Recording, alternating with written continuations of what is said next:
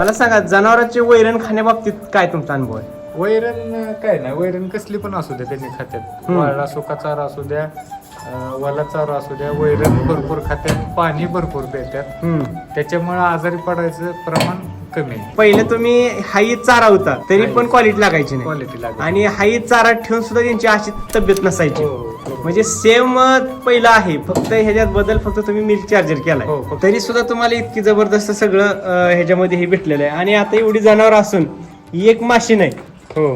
आणि आता जर वैरण जर बघितली एकदम निकृष्ट दर्जाचे हे गाव एकदम केंबळ आहे, तरी गाय एकदम पडू देत नाही. वाळले तरी सुद्धा गाय पूर्ण खाते. तर आज बरेच शेतकऱ्यांचं काय होतं की जनावर वैरण खात नाही, ही लई मोठी समस्या. असं वैरण असते की मुर्गासन हे नसते. आता आमची वैरण तुम्ही बघताय की डॉक्टर सुद्धा म्हणतात की तुम्ही वैरण तुमची क्वालिटीची नाही तरी गुरं कशी काय क्वालिटीची. वाळल्या वैरणीवर सुद्धा अशी तयार गुरं. तब्येत राहते. म्हणजे असं काय नाही की म्हणजे ते गैरसमज आहे लोकांचा की वाळली वैरण नुसती टाकली म्हणजे तब्येती होत नाही त्याने काय.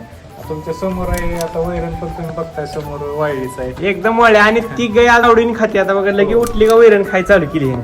म्हणजे ही जी मिल्क चार्जरमुळे तिची जी भूक वाढली आहे त्याच्यामुळे ती जेवढं काय टाकेल ती सगळं 100% खाते.